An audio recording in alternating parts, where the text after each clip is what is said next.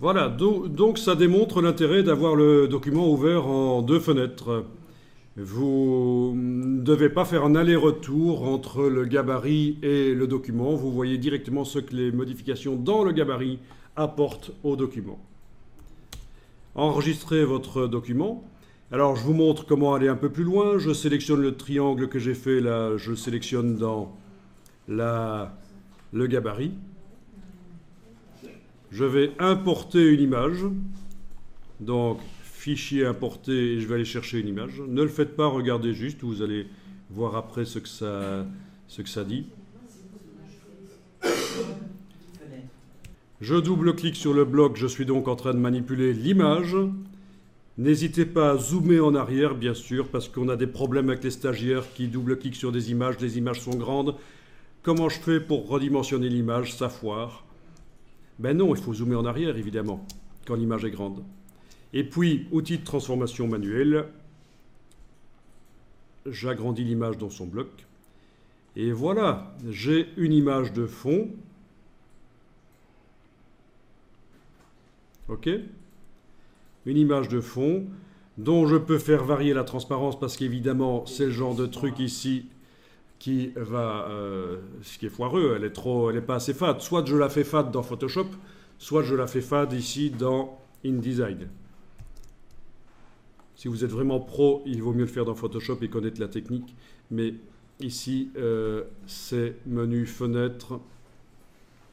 Non, excusez-moi, menu objet, effet, transparence. Oui, je confondais avec l'Illustrator où la palette transparence est dans le menu fenêtre. Il faut s'y habituer.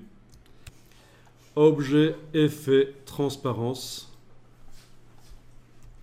Et on modifie la transparence. Modifier le mode de fusion ne sert à rien parce qu'en fait c'est le papier derrière. Le mode de fusion c'est quand on veut mélanger les pixels avec ce qui est en dessous. Et ce qui est en dessous ici c'est du papier, donc ça ne sert à rien du tout d'essayer de changer le mode de fusion. Par contre la transparence du bloc, on peut évidemment par la palette transparence. Et ça peut agrémenter des publications, ce genre de choses. Voilà. Objet, effet, transparence. Je vais également, tant que j'y suis, vous montrer bien sûr qu'il est possible de faire ça sur le bloc de numérotation. Donc je déverrouille le bloc numérotation et je verrouille les autres, c'est Alt-clic. Je travaille sur le bloc. Alors oui, non, on n'est pas en train de faire du web, on ne sait pas mettre une image et du texte à la fois dans le même bloc, donc je suis obligé de faire, en fait, d'enlever la couleur et d'aller créer un bloc image dans lequel je vais amener une image et le placer sous la numérotation. Ben oui, donc n'essayez pas de mettre une image et du texte dans le même bloc parce que ça c'est techniquement possible de le faire en web. On peut indiquer une image de background, de fond, mais pas dans InDesign. On est obligé de travailler avec deux blocs. Ok. Donc, je vais aller choisir une image ici. Voilà. Objet, ajustement, remplir le bloc proportionnellement. J'ai zippé là, j'ai choisi autre chose tout à l'heure. Voilà. Oh, que c'est joli. Je le mets au même endroit avec la flèche noire. Au même endroit que la numérotation, voilà. Et dans la palette des calques, j'ouvre le calque numérotation et je le fais passer en dessous, ce bloc. Et voilà, on a une numérotation avec... voilà, ça marche. Si on regarde... Mais dans ce cas-là, j'ai intérêt à changer quand même la couleur de la numérotation parce qu'on ne la voit plus sur cette image-là. Mais bon, voilà, ça vous essayez en fait. Hein. Essayez de placer une image et de modifier sa transparence dans le triangle qui est sur le calque fond décoratif. Et essayez de placer une image dans un bloc qui est sous le bloc de numérotation.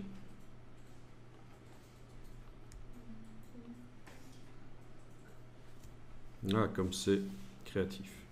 J'entends déjà la chanson de Joe Dassin, là, en regardant ma numérotation. L'été indien.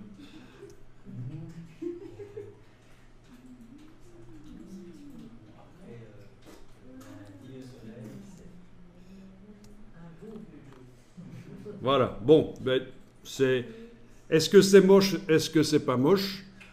Eh bien, la réponse, c'est ni l'un ni l'autre. On l'a dit l'autre jour, il n'existe que des choses adaptées au client, à la cible. Pour une certaine clientèle, pour un certain type de publication, c'est super moche. Pour un autre type de publication, c'est tip-top ce qu'on recherche, qui va plaire aux gens. Donc, ça, c'est aussi un gros problème des débutants en infographie, c'est qu'ils jugent les choses. Ah, c'est moche. Ah, c'est bien, c'est joli. Eh bien non, le truc joli peut être pourri chez un certain public et le truc moche peut donner très bien chez un certain public. Ça dépend de ce qu'on recherche, bien entendu. On peut dire j'aime pas, mais on ne peut pas dire c'est bon ou c'est mauvais. Oui, mais même le j'aime pas, bon, quand on est graphiste, on doit apprécier tout. Hein. C'est un peu comme ces émissions culinaires là où il y a des gens qui apprennent à cuisiner.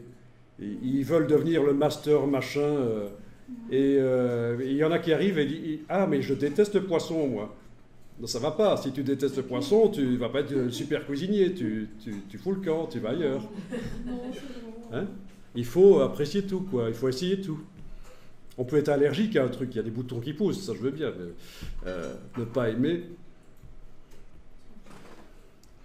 Donc voilà, pour que le A soit visible au-dessus de l'image, il faut, vu que l'image est arrivée après,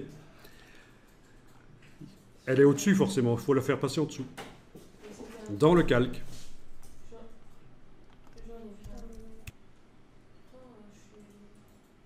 Alors, ce qui t'arrive, c'est ceci peut-être. Tu n'as rien du tout dans le calque numérotation?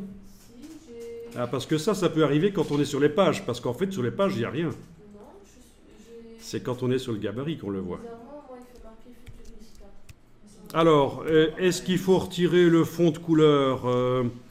Attends, je reviens sur le fond décoratif ici. Pas nécessairement. Je parle pour le texte surtout. Pour le texte. Ah oui, le fond de couleur sur la numérotation. Oui. Ça, forcément, oui, il faut la retirer. Bon, ceci dit... et là je reviens sur la numérotation puisque je n'avais pas compris de quoi tu parlais, j'aurais pu garder un fond de couleur. Par exemple, là je mets une couleur, voilà, couleur cyan, ok, ben donc c'est techniquement possible. Je peux même mettre un contour blanc par exemple, et commencer à m'amuser à faire des choses comme ça, et à faire des recherches. Voilà ce que ça donne. Bon, je vais enlever le contour pour montrer que je peux aussi modifier la fusion du fond avec l'image derrière. Mais ça, c'est quelque chose qu'on n'a pas encore vu en fait et que je voulais voir après. Mais bon, soyons fous, je vais te montrer. Hein. Objet, effet, transparence. D'accord? Alors, tout le monde regarde parce que ça, c'est vrai que c'est intéressant. On a un fond bleu que j'ai été remettre là sur mon bloc.